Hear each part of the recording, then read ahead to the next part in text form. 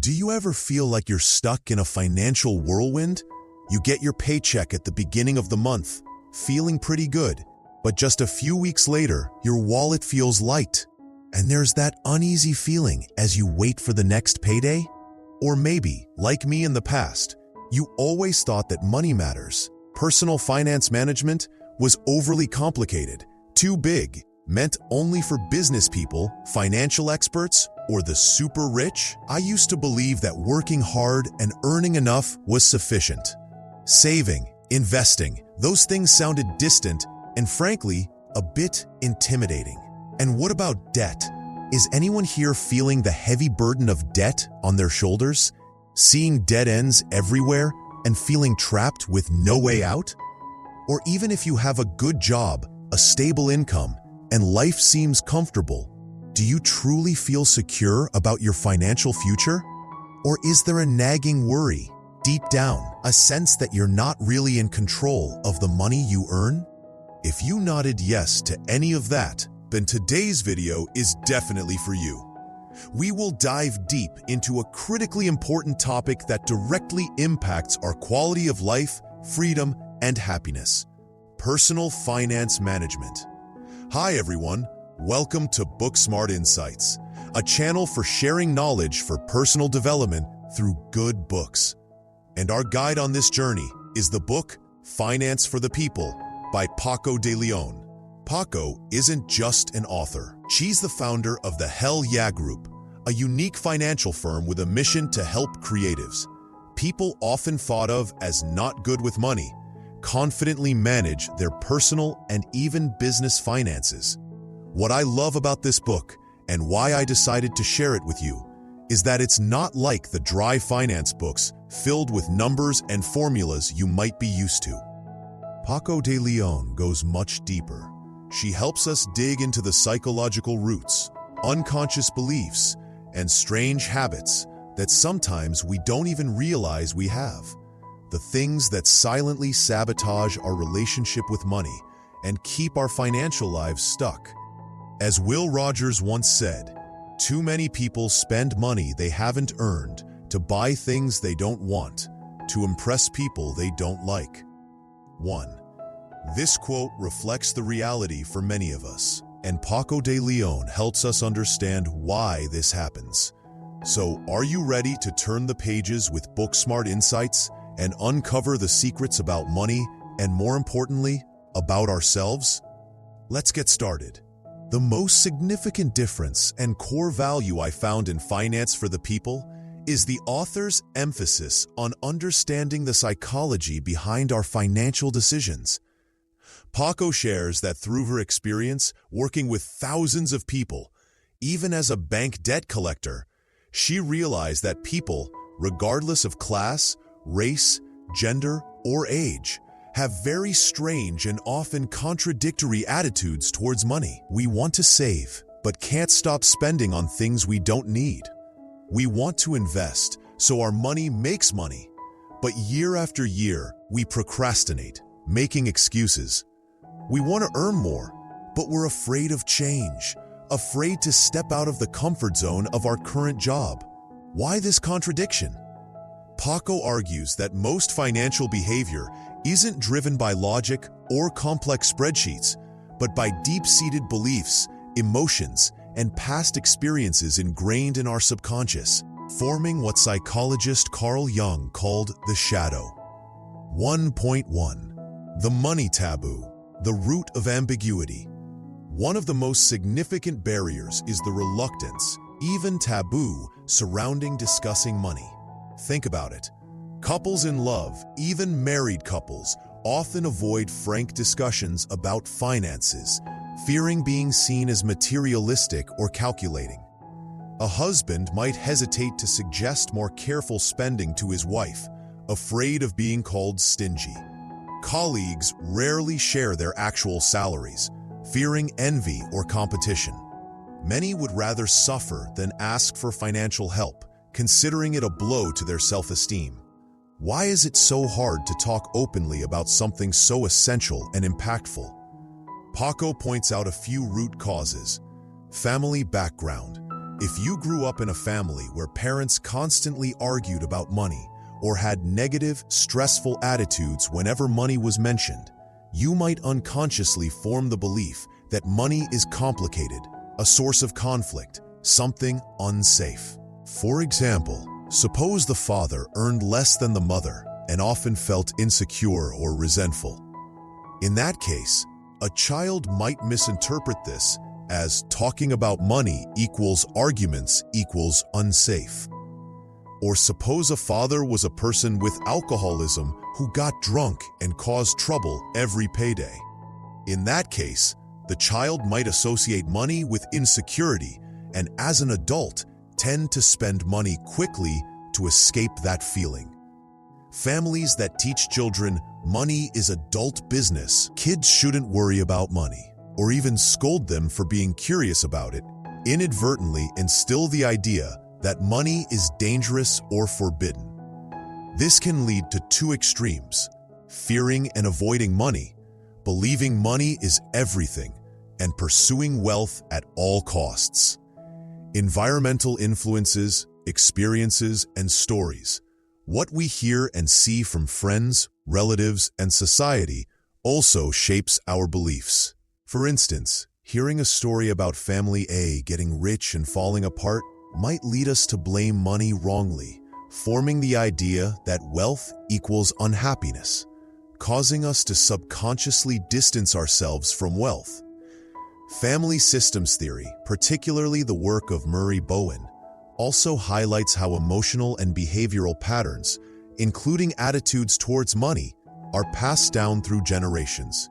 If parents are anxious, fearful, or poorly managed finances, children will likely learn these patterns. 1.2. Internal conflict, wanting wealth but acting otherwise. This is another manifestation of the shadow. Many of us carry these contradictions, those from difficult backgrounds: victim mentality, feeling helpless, blaming circumstances, believing they can't succeed financially. This belief limits potential, preventing them from learning and growing. They often think earning money is hard, spending it is easy, failing to realize earning money is hard, but spending it wisely is even harder. Compensatory spending. Those who overcome hardship and earn money but are haunted by past deprivation. They spend uncontrollably to make up for their deprived childhood, spending as much as they earn or even more. Prejudice against financial management and wealth. Believing financial management is only for the rich. At the same time, they're too busy struggling to make ends meet. They distance themselves from wealthy and successful people due to insecurity or biases like rich people change for the worse. Those from well-off backgrounds think not worrying about money is always good. Not necessarily. Value conflict. The author mentions a client who inherited a large sum but struggled internally due to beliefs against wealth inequality. She felt miserable about her wealth and tried to spend it all quickly, leading to a cycle of shortages. This might sound strange, but it shows how deeply money ties to personal identity and values. Lack of basic management skills. Growing up in luxury, never having to worry about budgeting, leads to a lack of essential money management skills. Consequences include reckless spending, inability to balance finances, paying late fees, and extreme vulnerability when financial setbacks occur. 1.3. Identifying and healing the shadow. Paco de Leon, like Carl Jung, believes we can't eliminate the shadow, but we can identify, accept, and learn from it. This is the first and most crucial step towards change. Take time for self-reflection. Sit down and be honest with yourself. How did your family background influence your attitude towards money? What past experiences made you fearful, insecure, or led to strange spending habits? What story are you telling yourself about money and wealth? Accept the past. There might be past hurts or pains related to money. Acknowledge them as part of you, but don't let them continue to control your present and future. Reframe your beliefs. Replace negative, limiting beliefs with more realistic, positive, and empowering ones. For example, instead of, "I'm not good at making money," try, "I am capable of learning and improving my financial situation." This isn't easy. It requires the courage to confront yourself and the persistence to change. But without doing this, old patterns and unconscious fears will continue to dictate your actions, pushing you towards poor financial decisions. As Tony Robbins often says, the past does not equal the future unless you live there. After looking inward, we must look outward to see how the modern world shapes consumer behavior. Paco de Leon bluntly points out that we live in a consumer-driven culture where happiness is often equated with possessions. 2.1. The sophisticated traps of consumer guidance. Edward Bernays, the father of public relations, PR, and nephew of Sigmund Freud, realized early on that desire could be manufactured by influencing people's subconscious and unconscious minds. Today, this is done more subtly than ever through data collection. Every online action, browsing, social media, online shopping, is tracked. This data displays targeted ads for our interests, needs, and psychological vulnerabilities, evoking emotions, not needs. We buy things not just because we need them, but because of the feeling they provide. Comfort, confidence, style, or a sense of belonging. Buying new clothes to feel happier. Fancy kitchen gadgets to decorate the kitchen and inspire cooking. Creating comparison and the desire to prove oneself. Social media is flooded with images of perfect lives, beautiful homes, luxury cars, and exotic vacations. This inadvertently or intentionally makes us feel inadequate and miserable if we can't keep up, creating a desire to prove ourselves through possessions.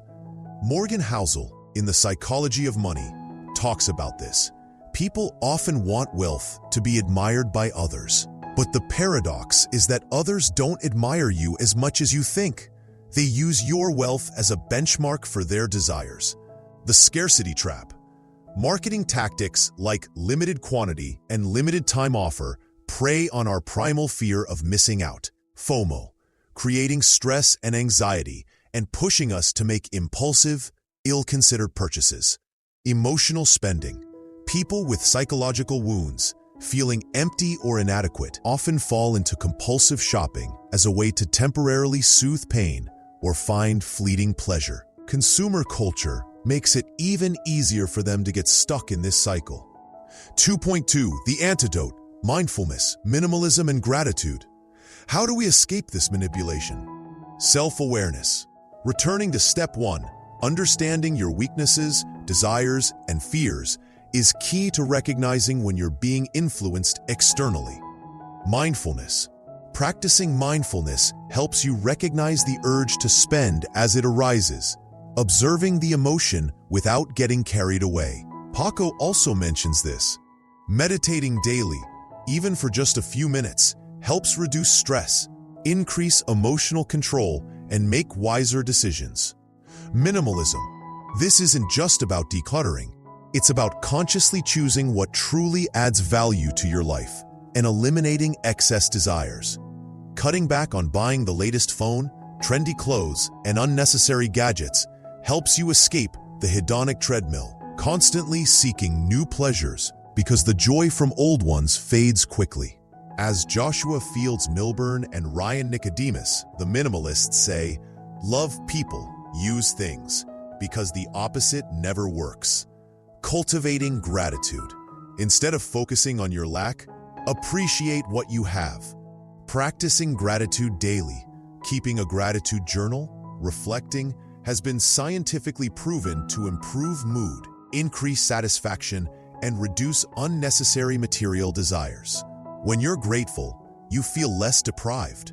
Escaping the consumer matrix requires daily practice and discipline, but the reward is freedom from external desires and better control over your finances. Part 3. Building the foundation, smart spending and saving plans. After clearing our minds and identifying the traps, it's time to build a solid financial foundation. The first and most fundamental step is creating a spending and saving plan. Many people think low income makes saving impossible. As Paco pointed out, saving is impossible only if you're living at absolute minimum subsistence with nothing left over. Suppose you still have money for coffee, bubble tea, eating out, or non-essential clothes shopping. In that case, you can save. 3.1. Categorizing expenses. The 3 jars rule or more. Paco de Leon suggests dividing expenses into 3 main groups. I've slightly reordered to emphasize saving. 1. Group 1. Saving and investing for the future. Pay yourself first. This is the amount you pay yourself before spending on anything else. It includes emergency fund, top priority, retirement fund, investment fund, stocks, bonds, real estate, ETFs, funds for primary goals, buying a house, car, travel, children's education. 2. Group 2. Bills and essential living costs, mandatory expenses to maintain life, rent, mortgage payments, utilities, electricity, water, internet, phone, transportation, gas, public transport, groceries, food cooked at home, insurance, health, life, debt payments, minimum required principal and interest, basic health care, essential education costs for children. 3. Group 3. Entertainment and lifestyle. Flexible, non-essential expenses that make life more enjoyable but can be cut back if needed. Eating out, coffee, social gatherings, shopping, non-essential clothes, gadgets, travel, entertainment, movies, concerts, personal development, books, advanced courses, gifts, charity. 3.2. Allocating percentages. The power of saving first.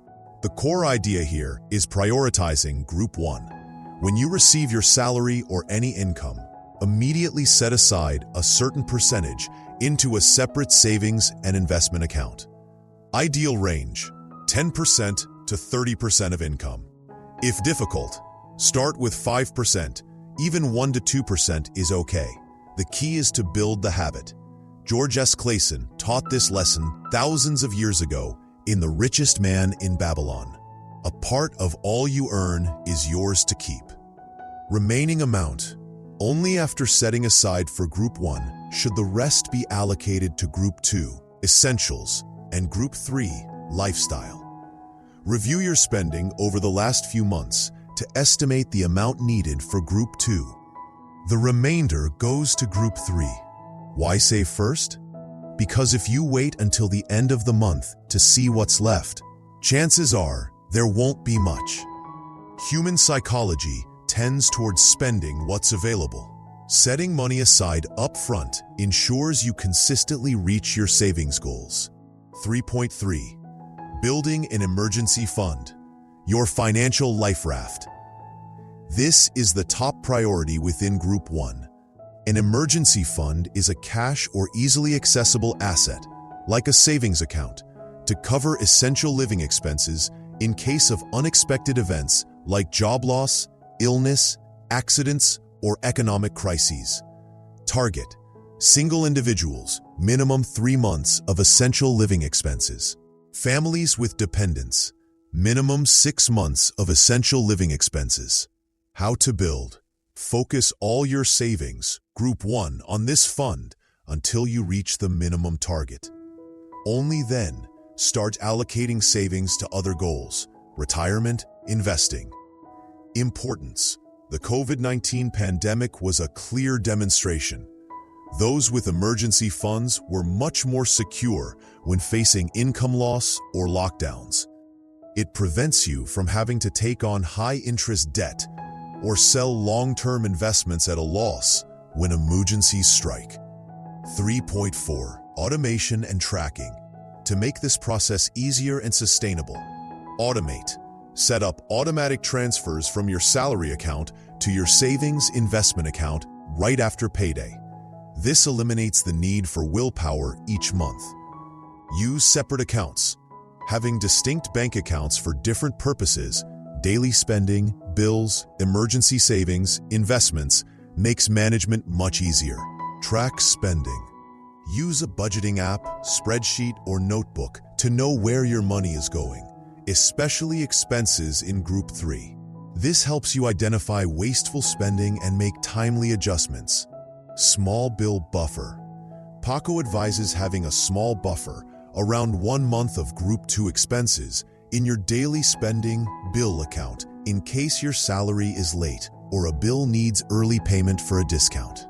This buffer can be built gradually by taking small amounts from Group 3. 3.5. Increasing your savings rate over time. When your income increases due to promotion, raise, or side hustle, don't immediately upgrade your lifestyle proportionally. Instead, use a small portion to offset inflation and reasonably improve your quality of life. Allocate the majority of the increase to boost your savings investment rate. Similarly, when you pay off a debt, for example, clear a credit card balance, redirect the money you used for that debt payment into savings and investments rather than seeing it as extra spending money. You've already learned to live without it. Consistently implementing this plan, even with small steps, creates powerful momentum.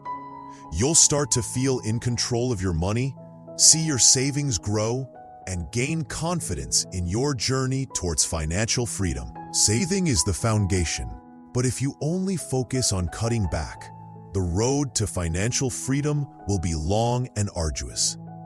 As Paco de Leon emphasizes, the next step is finding ways to increase your income. 4.1. Shattering limiting beliefs about earning.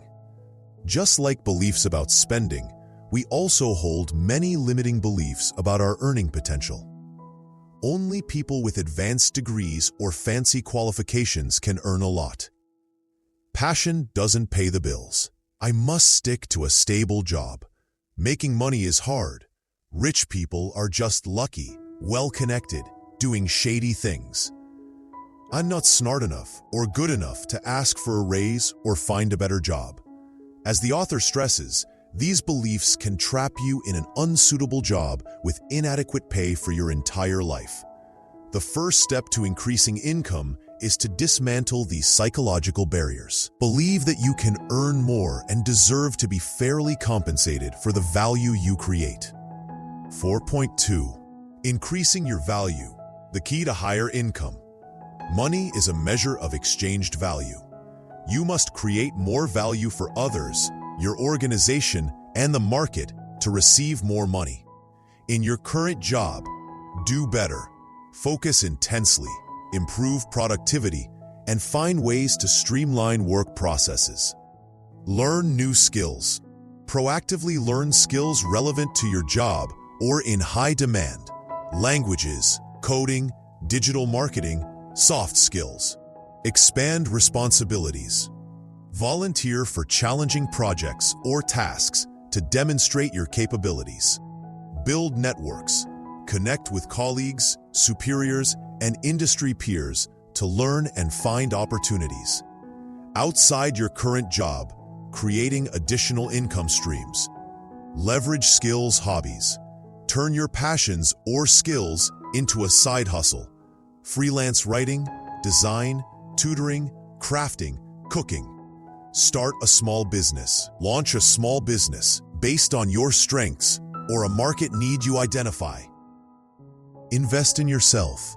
Take courses, read books, and find mentors to enhance your knowledge and skills. 4.3. The experimental mindset and taking action. Paco encourages us to treat earning money like an experiment. Don't be afraid of failure. Instead, identify strengths. Observe and recognize your strengths. What are you good at? And what do you enjoy doing? Step out of your comfort zone. Don't let the fear of loss of your current stable job prevent you from seeking better, more suitable opportunities. We often overthink the risks and overlook the potential, which is a way to justify procrastination and inaction. Take calculated action. Experimenting doesn't mean being reckless. Plan, research the market, and prepare thoroughly before starting a new job or business venture. Negotiate proactively. Once you've increased your value and are confident in your abilities, don't hesitate to ask for a raise or negotiate a better salary when changing jobs. Remember Jim Rohn's words, "Your income will rarely exceed your personal development." If you want to earn more, focus on developing yourself first. Debt is one of the biggest obstacles on the path to financial freedom. It erodes not only your finances, but also your mental well-being, causing stress and anxiety. Paco de Leon dedicates a significant portion to effectively confronting and resolving debt. 5.1. Understanding the true nature of debt. Not all debt is terrible. The author helps us distinguish good debt. Debt is used to invest in assets that have the potential to generate income or appreciate in value over time. Examples: business loans with a solid plan and high potential return. Mortgages for a primary residence. Instead of paying rent, you're building equity. Student loans for education, enhancing skills, increasing earning potential. However, even with good debt, careful consideration is crucial. Avoid borrowing beyond your means. For instance, when taking out a mortgage, the monthly payment shouldn't consume too much of your income. Example, no more than 25 to 35% of net income. You should have other liquid assets to buffer against risks like rising interest rates or income reduction. Bad debt. Debt is used for consumption, for things that depreciate over time or don't generate income. Examples: high-interest credit card debt from overspending, personal loans for shopping or vacations, car loans. Cars typically depreciate quickly unless they are essential tools for earning income. 5.2. The mindset for tackling debt. When drowning in debt, terrible debt, maintaining the right mindset is critical. Don't view debt as a moral failure. Paco emphasizes that being in debt doesn't mean you're stupid or morally deficient. Such negative thinking only leads to more shame, demotivation, and paralysis. See it as a mistake, a lesson to be learned. Face the facts. Avoidance solves nothing. List all your debts, amounts owed, interest rates, and due dates. Get a clear picture of the situation. Understand the root cause. Why did you get into debt? Impulsive spending? Lack of planning? Unexpected life events? Deeper psychological issues like emotional spending? Understanding the cause helps you change the underlying behavior and avoid repeating mistakes. Commitment and discipline. Getting out of debt requires willpower, persistence, and strict discipline. Be prepared to change habits and sacrifice temporary pleasures. 5.3. Strategies to attack debt. Once you have the right mindset, apply specific strategies. Firstly, stop creating new debt. This is non-negotiable. Cut up credit cards if necessary, and stop taking out non-essential consumer loans. Secondly, cut expenses to the bone. Review your budget, refer to Part 3, and drastically reduce non-essential spending. Group 3. Cook at home instead of eating out, cancel unused subscriptions, and limit shopping and entertainment. This is the fastest way to free up cash for debt repayment. Thirdly, increase income. Apply the strategies from Part 4 to earn extra money dedicated explicitly to paying off debt. Fourthly, sell unnecessary assets. Sell clothes, gadgets, and electronics you no longer use. Consider selling an expensive car for a cheaper one, or downsizing from a large house to a smaller one if the debt situation is severe. Fifthly, choose a suitable repayment method. Two popular methods exist. Debt snowball method. List debts from smallest balance to largest, regardless of interest rate. Pay minimums on all debts except the smallest, throwing all extra money at that one. Once it's paid off, take the entire amount, minimum plus extra, and attack the next smallest debt. Pros: provides quick wins and motivation, helping maintain momentum. Cons: it may cost more in interest over the long term. Dave Ramsey is a strong advocate for this method. Debt avalanche method. List debts by interest rate, highest to lowest. Pay minimums on all debts except the one with the highest interest rate, putting all extra money towards it. Once paid off, move to the next highest interest rate debt. Pros: saves the most money on interest in the long run. Cons: it may take longer to see initial results and requires more persistence. Paco de Leon leans towards this in the book, as paying high interest first is the most innovative way. Which to choose depends on your psychology. If you need quick motivation, choose Snowball. If you want to optimize financially and have discipline, choose Avalanche. Sixthly, consider debt transfer or consolidation. Debt transfer or refinancing. Take out a new loan with a lower interest rate, e.g., borrow from family or friends interest-free or low interest. Borrow from your company. Use a 0% balance transfer credit card offer to pay off old high-interest debts. Carefully consider the impact on relationships and read the fine print of promotional offers. Debt consolidation. Combine multiple smaller debts into one larger loan from a financial institution, often a bank or finance company, usually with a lower interest rate or longer repayment term, simplifying payments. It may require collateral, house, car. Calculate the total cost carefully and ensure you don't accumulate new debt. Seventhly, maintain a small emergency fund. Even while aggressively paying off debt, try to keep a small emergency fund, e.g., 1 month's expenses, in case of unexpected issues to avoid borrowing more. Getting out of debt is a tough battle. Sometimes you feel overwhelmed or discouraged. Create a specific repayment plan, track your progress, and celebrate small milestones to stay motivated. Remember, every dollar of debt you pay off is a step closer to freedom. Once you've controlled your spending, built an emergency fund, and tackled or are well on your way to tackling lousy debt, it's time to consider the next step: investing. Many think investing is complicated, risky, and only for the wealthy. But Paco de Leon, like many other financial experts, asserts that investing is for everyone and is an essential tool for building wealth and fighting the silent enemy called inflation. 6.1. Why invest? Beat inflation. If you keep cash or put money in a low-interest bank account, the purchasing power of your money erodes over time due to inflation. $1,000 today won't buy the same goods as $1,000 10 years from now. Investing in assets that can grow faster than inflation, like stocks or real estate over the long term, is the way to protect and grow your wealth.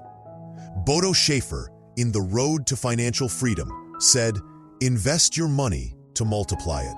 Don't save it to become poor." The power of compound interest. Albert Einstein supposedly called compound interest the eighth wonder of the world. When you invest, your money not only earns returns, but those returns are reinvested and earn further returns.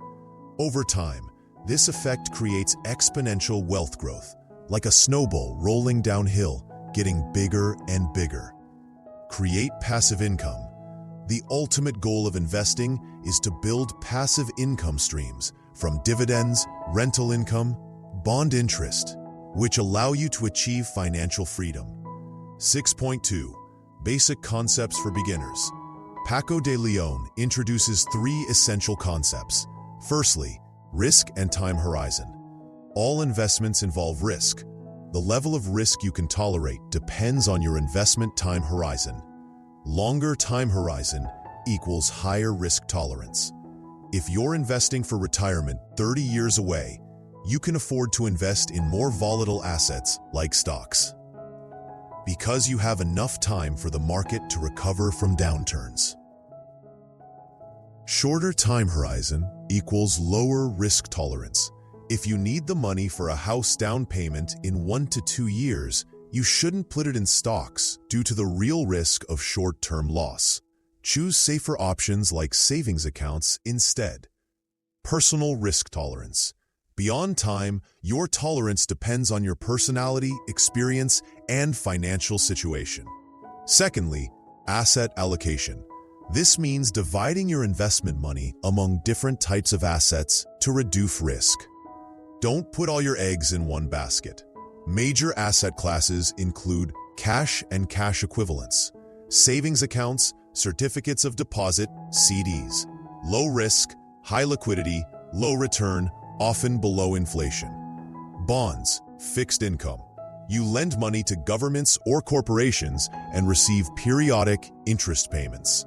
Lower risk than stocks, returns typically higher than cash. Stocks, equities, owning shares of publicly traded companies. High potential long-term returns, but also higher short-term volatility. And real estate, investing in properties, rental units, potential for appreciation and passive income, but requires significant capital, low liquidity, and management knowledge.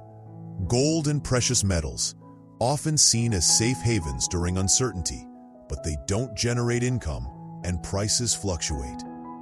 Others include mutual funds, ETFs, commodities, and cryptocurrencies, but beginners should focus on the basics first. The proportion allocated to each asset class will vary based on age, goals, time horizon, and risk tolerance. For example, younger investors might allocate more to stocks, while those nearing retirement should increase holdings in bonds and cash. Thirdly, diversification. This involves spreading risk within the same asset class. Within stocks, don't just buy shares of 1 or 2 companies. Invest in companies across different industries and sectors: tech, finance, consumer goods, healthcare. The easiest way to diversify stocks is through mutual funds or exchange-traded funds, ETFs. These funds hold shares of hundreds or even thousands of different companies. Within real estate, diversify by investing in different property types: residential, commercial, vacation, or in different geographic locations. Within bonds, invest in government and corporate bonds with varying maturities and credit ratings. 6.3. Keys to long-term investment success. Continuous learning. Investing isn't gambling. Spend time reading books, taking courses, following financial news, and understanding the companies/sectors you invest in. The more you know, the better decisions you'll make and the more traps you'll avoid. Start as early as possible. Due to compounding, time is an investor's best friend. Warren Buffett became one of the wealthiest people, not just because he was a great investor, but also because he started very early and stayed consistent for decades. If you haven't started, now is always the best time. Don't wait until you have a lot of money or know everything. Invest consistently. Dollar cost averaging, DCA. Trying to time the market, buying low, selling high, something even experts struggle with. Invest a fixed amount of money at regular intervals, e.g. monthly, regardless of market conditions. This strategy helps you buy more shares when prices are low and fewer when prices are high, averaging your cost basis and reducing the risk of buying at the peak. Warren Buffett's partner Charlie Munger once said, "One of the basic rules of saving and investing is never to interrupt it unnecessarily." Patience and long-term vision. Markets fluctuate in the short term. Don't panic sell during downturns or get greedy during rallies. Trust your long-term strategy and ignore the daily noise. Investing is a marathon, not a sprint. Investing might seem intimidating initially, but once you equip yourself with knowledge and start small, you'll find it's not as complicated as you thought. Start planting the seeds for your financial future today. We've journeyed through mindset, spending, saving, earning, debt repayment, and investing. So, what's the ultimate destination of this journey? It's financial freedom. 7.1. Financial freedom isn't just being rich. Many mistakenly equate financial freedom with having an extremely high income, mansions, and supercars. But Paco de Leon and many other experts define it more practically. Financial freedom is when you have enough assets and passive income to cover your desired lifestyle expenses without working for money. Income is not equal to wealth. You can earn a lot of money each month, high income, but if you also spend it all, you don't accumulate wealth and won't achieve financial freedom. Conversely, someone with an average income who manages spending, saves, and invests consistently can build significant wealth and reach financial freedom. Financial freedom is the freedom of choice. When you achieve financial freedom, you can do work you love, even if it pays less. Spend time with family, pursue passions, travel, or rest without worrying about money. It's freedom over your time and your life decisions. 7.2. Your personal financial freedom number. The concept and the specific number needed for financial freedom differ for everyone, depending on your desired lifestyle and spending level. How to estimate. A common guideline is the 4% rule.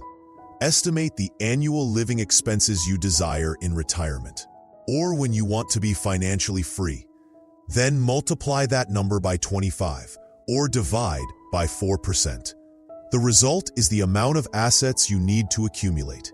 Example: to spend $50,000 a year, you must accumulate assets worth about $50,000 times 25 equals $1.25 million. When invested, assuming an average return of 7 to 8% a year, this amount could allow you to withdraw 4 to 5% annually for expenses without depleting the principal too quickly. This is a guideline, adjusted based on your situation. Sources of passive income. Assets that generate passive income can include rental properties, residential, office, retail, dividends from stocks, interest from bonds, savings, profits from automated businesses requiring little direct management, royalties from intellectual property, books, music, software, online courses. 7.3. Wealth accumulation, a long game.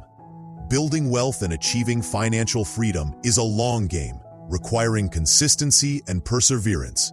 Measure by net worth. This is the accurate measure of wealth. Formula: net worth equals total assets, cash, savings, investments, real estate, cars, minus total liabilities, mortgage, car loans, credit cards, personal loans. Your goal is to increase this number over time. The power of continuity. Like waves constantly hitting the shore and eroding cliffs, your consistent saving and investing, even small amounts, will produce significant results over time. You don't need to do extraordinary things. Do ordinary things with extraordinary consistency. Think of wealth accumulation as building a solid house. Every brick saved and every bucket of mortar invested contributes to the structure of your future. Finally, after working hard to build a financial foundation and accumulate assets, we need to know how to protect our assets from unforeseen risks. Paco de Leon highlights the role of insurance in the overall financial picture. 8.1. Understanding insurance correctly. Many people misunderstand or harbor negative feelings about insurance, viewing it as a wasted expense or an inefficient investment. However, the nature of insurance is entirely different. Insurance is a risk management tool, not an investment tool. The primary purpose of insurance is to transfer financial risk from you to an insurance company. You pay a small premium for significant financial protection if a covered risk occurs. You buy insurance hoping never to use it. This is the most significant difference between insurance and other financial products. You buy health insurance, hoping you stay healthy. You buy car insurance, hoping you never have an accident. This buy but hope not to use mentality makes many feel they're losing out when paying premiums. Insurance is necessary because life is risky. No one can avoid all risks. Accidents, illnesses, natural disasters, losses are realities that can happen. Insurance prevents you and your family from financial ruin when these events strike. Especially as we age, health risks increase, making insurance even more crucial. 8.2. Ways to manage risk. Paco mentions 4 approaches to risk. 1. Risk avoidance. Not participating in activities that could cause loss. Example, avoiding dangerous jobs or adventure travel. This limits risk, but can also limit opportunities and experiences. 2. Risk acceptance. Being prepared to face and bear the consequences if a risk occurs. Example, the fire risk of using a gas stove. Often applied to small, controllable risks. 3. Risk reduction. Taking measures to reduce the likelihood or severity of a risk. For example, using screen protectors, installing smoke detectors, getting regular health checkups. 4. Risk transfer. This is where insurance comes in. You transfer the financial burden of the risk to the insurance company. 8.3. Important types of insurance. Depending on your circumstances, consider these key types of insurance. Health insurance covers part or all medical expenses, doctor visits, hospitalization, medication due to illness or accidents. This is critically important as medical costs can be enormous. Disability insurance, long-term, replaces a portion of your income if you become seriously ill or injured and cannot work for an extended period. Often overlooked, but vital for protecting your income stream. Property insurance, homeowners, renters, covers damage to your home and belongings due to fire, theft, natural disasters. Vehicle insurance, auto, motorcycle. Liability coverage, mandatory in most places, covers damages and injuries you cause to others. Collision comprehensive coverage covers damage to your own vehicle from accidents, theft, fire, natural disasters. Life insurance. The primary purpose is financial protection for dependents, spouse, children, elderly parents, if you die prematurely. The payout helps them cover living expenses, pay off debts, and ensure children's education. It is not primarily an investment tool. Although some life insurance products have investment components, the core goal is protection. Various types exist, term, whole life, requiring careful research to choose the right fit for your needs and budget. Choosing and buying insurance requires careful consideration of your needs and financial situation, and a thorough understanding of policy benefits and exclusions. Don't hesitate to seek advice from reputable insurance professionals. So we've journeyed through a substantial yet significant path with Paco de Leon's Finance for the People. From examining the hidden corners of our money psychology, identifying spending traps, building solid savings plans, breaking income limits, escaping the burden of debt, planting seeds for the future through investing, understanding the destination of financial freedom, and finally, protecting our achievements. Personal finance management isn't as dry or scary as we often think. It's a journey of self-discovery, building discipline, constructing a future, and ultimately achieving the freedom to live your desired life. Every journey of 1,000 miles begins with a single step. The road to financial freedom is the same. It requires persistence, regularity, and consistency. You might move slowly and stumble sometimes, But the important thing is that you keep moving forward. Don't compare your journey to others. Everyone has a different starting point, circumstances, and pace. Focus on doing the best you can today. Start with the smallest thing, understanding your money beliefs better, creating a simple spending plan, setting aside even just 1% of your income to save, reading one more finance book. With determination, persistence, and applying the knowledge we've shared today, you can take control of your finances and build a secure and freer future. Thank you so much for spending your time with BookSmart Insights. If you found this video helpful, please don't hesitate to hit the like button to show your support. And more importantly, please share this video with friends and family, anyone you think might benefit from this knowledge. To ensure you don't miss out on future videos sharing insights from great books to help you grow holistically, please hit the subscribe button for BookSmart Insights and ring that notification bell too. Finally, I'd love to hear your thoughts. What was your biggest takeaway after watching this video? Or what's the most significant financial challenge you're currently facing? Please comment below. Let's discuss and learn from each other. Thank you all so much again. I wish you strength and success on your journey to conquering financial freedom and building the life of your dreams.